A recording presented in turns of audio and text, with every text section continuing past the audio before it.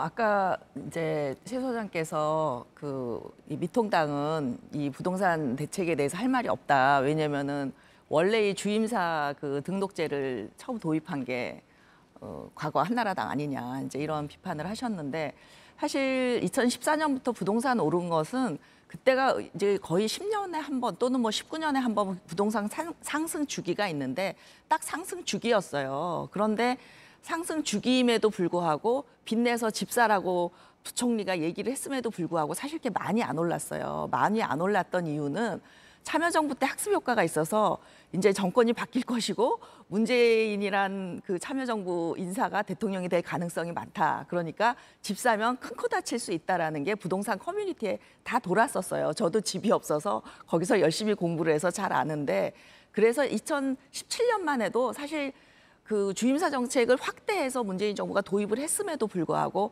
그렇게 심각하지 않았었어요. 근데 이게 폭등하기 시작한 게 2018년 7월 7일에 종부세 개편안이 나오면서부터 이거 호랑이인 줄 알고 겁먹고 있었는데 고양이도 안 되네 하면서 그때부터 폭등하기 시작했거든요. 그래서 책임이 문재인 정부에 있는 거 맞고 지금 실패냐 성공이냐 말하기에는 아직 임기가 남아있기 때문에 좀 여야가 잘해서 정말 국민들을 위해서 실패하지 않았으면 좋겠는데 저는 제일 문제가 되는 건 이거라고 생각해요. 진정성. 그러니까 집값을 안정화시키려는 진정성이 저는 있다고 여태까지 믿었는데 네. 사실 20, 30대들이 가는 커뮤니티에 들어가 보면 이 정부의 빅픽처는 코로나도 그렇고 여러 가지 경제가 어려우니까 집값을 거품을 만들어서 경제를 성장시키는 게 목표다라는 얘기들을 해요. 그래서 절대 그건 아니다. 그럴 수는 없다라고 해도 안 믿습니다. 20, 30대들이. 그건 이제 여러 번의 그 정책이 예상했던 결과를 가지고 오지 못했기 때문에 이제 신뢰가 추락해서 그런 것 같은데 이번에 7.10 대책을 보면서 저는 20, 30대들이 맞는 건가 하는 의심을 갖게 됐어요. 왜 그러냐면은 이제 주임사 문제를 계속 지적하니까 이제 아파트에 대해서는 그거를 해제를 시켰어요. 그래서 이제 소급입법은 안 하고 순차적으로 이제 계약 기간이 만료되면 해지를 하겠다. 저는 이거는 굉장히 잘했다고 생각해요. 그런데 이제 빌라나 다가구 이런 거는 그냥 놔뒀거든요.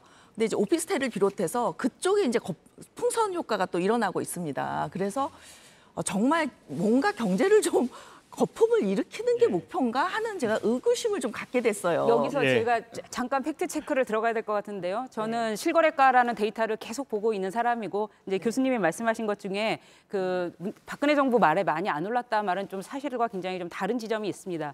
2014년에 부동산 3법, 이른바 부동산 3법으로 재건축 초과이익 환수제, 분양가 상한제 다 풀면서 투기에 대한 억제 장치가 다 풀린 상태가 되면서 2015년, 2016년 계속 집값이 폭등했고요. 지금과 같은 핀셋 규제라는 말이 사실 언제 나왔냐면 박근혜 정부 말인 2016년 말에 나왔거든요. 그리고 사실 뭐 그러면 지금 2016년 이전에 문재인 정부로 정권 교체가 될 거라고 아무도 생각 안 했을 것 같거든요. 촛불이라는 아주 긴급한 상황에 의해서 이렇게 변한 것이라서 좀 팩트에 관해서 교수님께서 다르게 생각하고 잘못 생각하고 계시는 2012년에 한번 나와서 실패를 했잖아요. 그런데 10년 주기설이 있기 때문에 다음에는 바뀔 것이다 해서 이게 부동산 커뮤니티에서 많은 사람들이 경고했고 돌던 얘기들이에요. 그러니까 심리적으로 그런 압박이 있었다는 거죠. 그리고 실제 숫자상으로도 박근혜 정부에 오른 것보다 문재인 정부에서 오른 게 훨씬 많잖아요.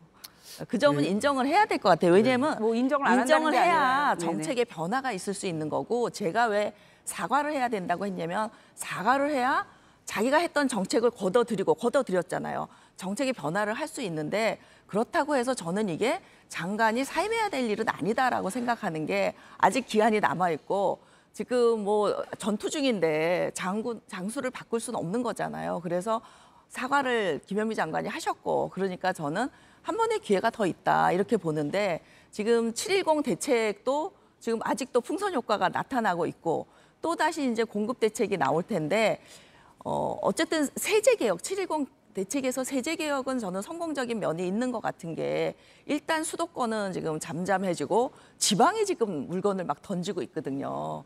그러니까 이것도 또 하나 우리가 지켜봐야 할 포인트인 것 같아요.